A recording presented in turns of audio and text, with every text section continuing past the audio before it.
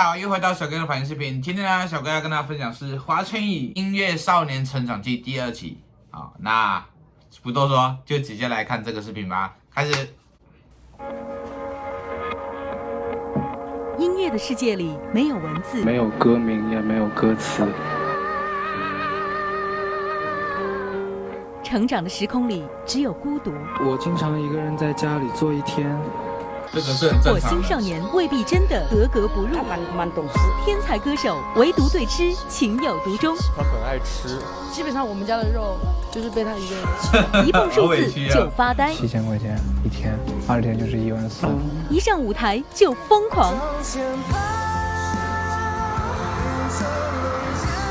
春不长，未来还广。中国娱乐报道独家探访华晨宇火星少年的成长记。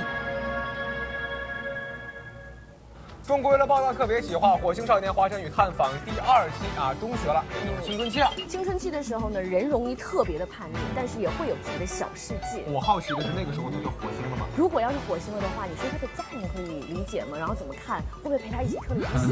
更重要的是，那个时候他的音乐才华爆发。哎，别说了，我们继续华晨宇。哇，这一张真的是很经典的。童年的华晨宇和其他孩子一样天真烂漫，这也是那个时候他的代名词。但是随着爸爸工作愈加繁忙，无人陪伴的华晨宇只能一个人长大。2002年，华晨宇顺利进入了当地的51子弟中学读书。在老师的眼中，已经10几岁的华晨宇开始有了属于自己的小世界。开家长会，他爸和他妈都来过。因为我们家长会是1年至少有2次，导致他爸爸，因为他爸爸那个时候在家里比较少，他一个人在家的时候比较多，有时候是有些什么事儿，就通过电话跟他联系比较多。我爸没有爸爸的言传身教，没有妈妈的无微不至。这个时期，老师口中的自由空间对华晨宇来说，就像无限的风筝，找到了可以飞翔的蓝天。而音乐也是在这个时候走进了华晨宇的世界，成了他唯一可以寄托的伙伴。每次呢，我们上音乐课的时候，要是唱歌的时候，他都比较积极的带动大家唱。这个华晨宇呢，都比较，他就带头。唱歌声音比较尖脆，童声还比较浓。成绩还是比较好的，每次都是最高分，我每次打的最高分呢。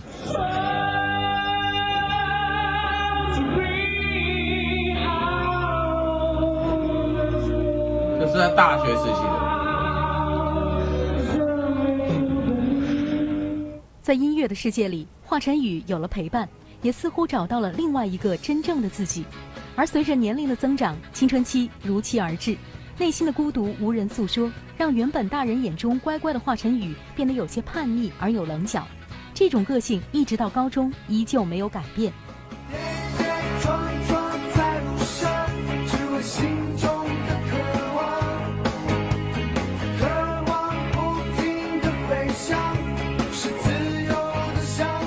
这个孩子还比较特殊的啊，如果你看他那个毕业照，就能看到那个头发有一个高高的立起的那个，这说明这孩子还是有他自己的个性。哇，那个发型，有一点点叛逆，有可能会跟前后左右天哪，有时候会说一些小话，然后等我找他聊天的时候，可能不怎么愿意听，不是1次2次可以劝回来的，就那样子。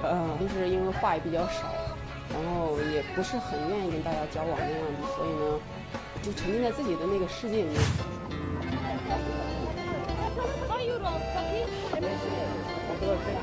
花花呢？不好意思，不见了。当然，华晨宇的叛逆不仅仅体现在外表之上。2006年，在当时的重点高中实验室柳林中学读了1年之后，华晨宇已经为自己选好了未来的道路——音乐。为了可以更好、更专业的学习音乐知识，16岁的华晨宇毅然独自一人来到武汉读高中。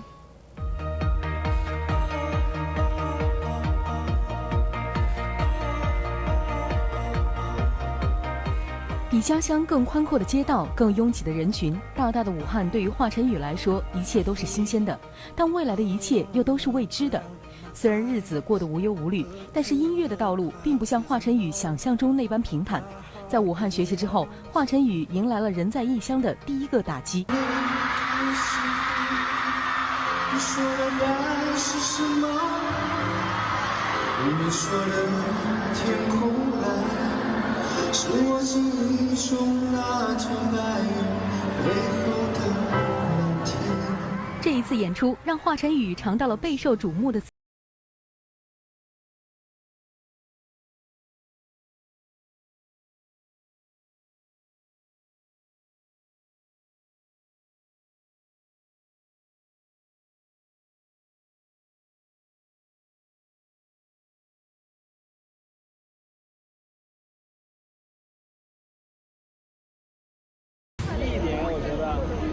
一人2个箱子。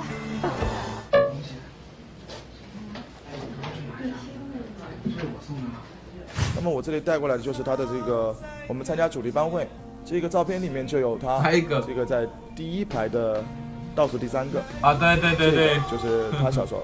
那么现在一直放在我的办公桌上面，我觉得有这样一个学生，我也是感到很骄傲。他这样拍也很好看呢。老师眼中的天才少年，舞台上的音乐才子，中学时代的华晨宇初露锋芒。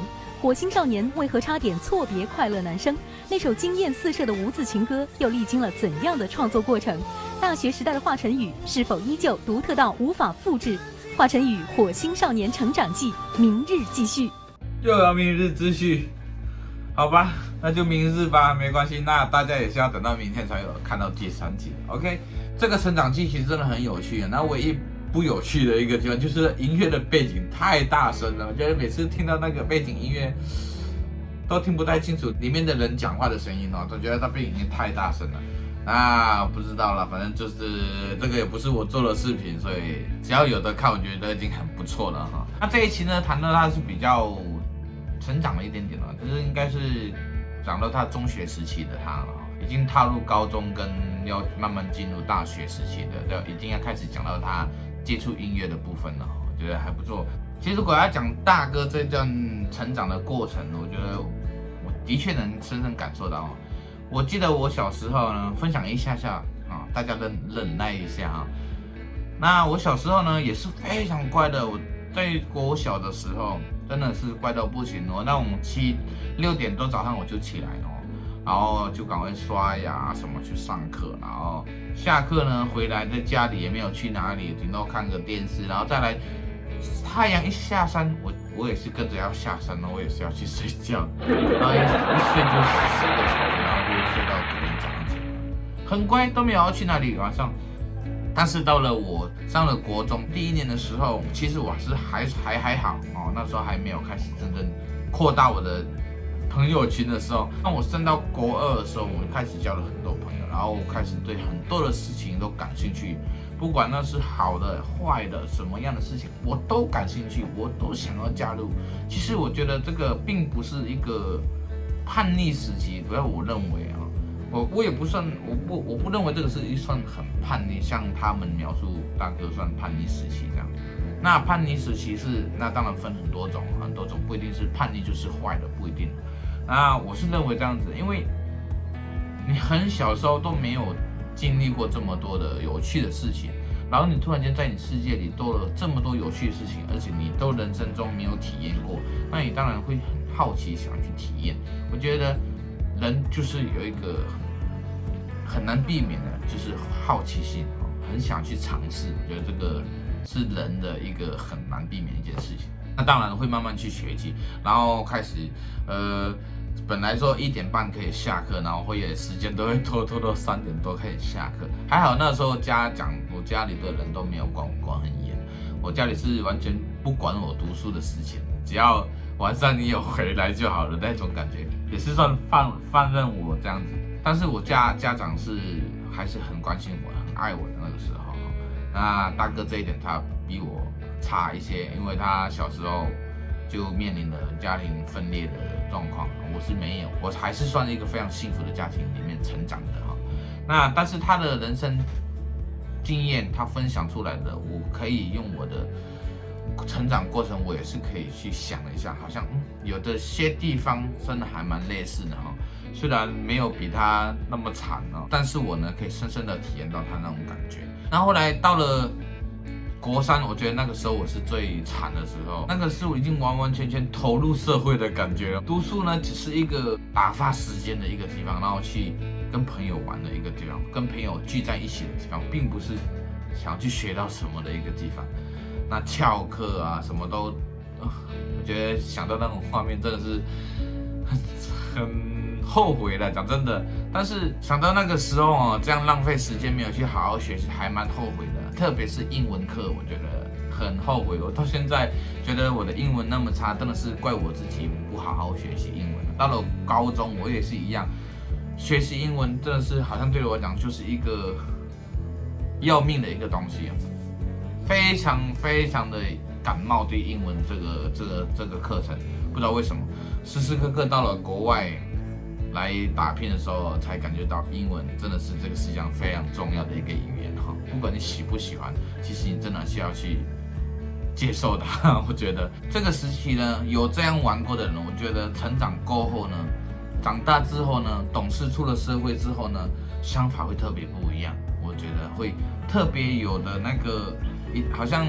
想法会特别成熟的一些，比起你很乖，从国小1年级读到大学毕业都很乖，然后一出社会，其实那种变化是会很恐怖的哈。反而他那个时候那个阶段年龄接触到这些新鲜的东西的时候，那个一变坏了哦，是很难挽回来的。我是觉得这样子。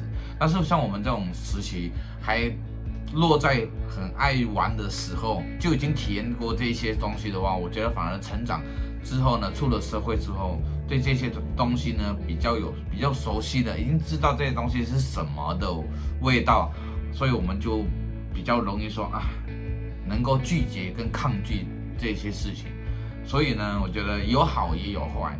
那当然，很多人像大哥这样的家庭成长的小朋友呢，都是偏坏啊，这个是事实上在社会上面可以呈现出来的啊。那大哥真的是很幸运，那也是他自己非常努力，也靠他自己的意志，我觉得从他的这么黑暗世界里面，走得出来，然后现在不但自己的人生很阳光，然后也带给我们非常的阳光的一个世界。好，那这个第2期的就分享到这边，那接下来就是第3期了，好，拜拜。